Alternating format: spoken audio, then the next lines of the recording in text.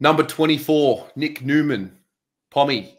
Newman is well and truly entrenched in the Carlton Football Club now.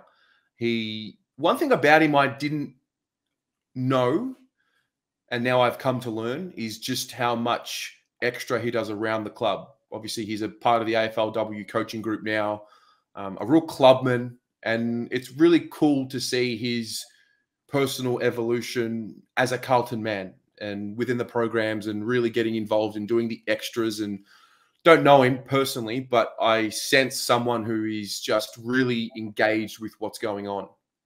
Spot on. I think he really looks like the type of guy that makes the club a better club just by him existing. He looks like the kind of guy, and I think he plays that way. Nothing's too difficult. You look at his career for us against the Eagles, injuries, he went and played on the wing, did a very good job, tore it up, in fact. And he's played back pocket, he's played half-back flank. He's a guy that literally, he's Jesus in a way, without probably the love, in the terms of he'll do anything for the football club just to play football. And you can see when he's out there, he's giving 100%. I think he's probably hard done by Carlton fans, because when we talk about the back line, everyone tries to fit Williamson in. Everyone tries to make a case for players like that. Well, I think Newman, just by his body of work, you'd have him in the team straight away. I think he's brilliant at what he does. He hits targets. He's hardworking. He tracks back, runs both ways. I think he's going to be Ed Kerno when Ed Kerno leaves. Most underrated player at the football club. Yeah, I definitely get what you're saying. I remember he obviously didn't play at the start of 2021, but once he came into the side, it was very clear that he's a part of our best 22. And I think you've made a really interesting point about the general consensus with him. And, you know, we name our back six or our back seven, and you get to 4 or 5 names, and then he hasn't been named yet, where I think we're not at this point of this group anymore where it's like, just play the kids. Just play the kids because, you know, we want to see the future. Like, it's about earning it. And now it is about getting the runs on the board. And it's about putting a 22 out there who are mature enough to play under pressure and you know, be in our actual best 22, not our potential best 22. So come round one, if he's fit, the way I see it, he's absolutely in there. And it also, with him and his situation, I'm starting to think about, I'm not sure exactly with Zach Williams, is he going to definitely play across halfback to start the season, or is Voss going to give him the chance to be that midfielder? If the latter is the case, then, and with Doc being potentially out, Newman becomes a very important player because he does his best work off that halfback flank. Oh, spot on. And I think when you watch Newman, I used the Jesus simile earlier in this episode.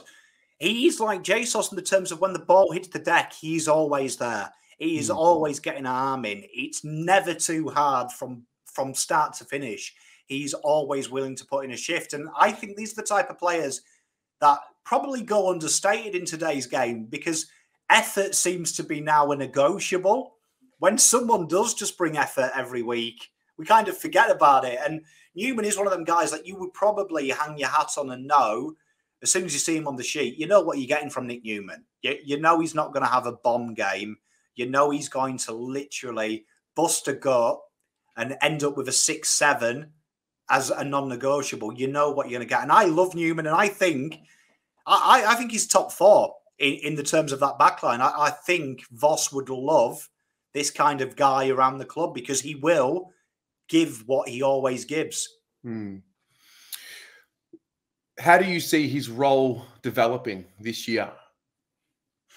I've got a sneaky feeling that he could be our Cade Simpson. You know, towards the end of Cade Simpson's reign, it was that back pocket looking for someone to ping a pass. I think now we've got the energy of pace, and that's probably the knock on Nic Newman. When he plays on the half-back flank, he isn't quick. We know we love the P word here at Carlton.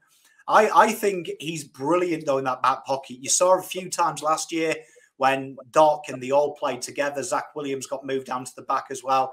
He occupied that back pocket position. And I think that's a position that he's very, very smart with. He uses the ball really well. He's got that long booming kick as well. So he clears his lines spectacularly as well. And he's not scared to take the game on as well, which I like about Nic Newman. He's got a good read of the game. He doesn't take risks. It always seems to be high percentage plays. And I love everything Nic Newman stands for. I really love this guy, and I can't rave about him enough.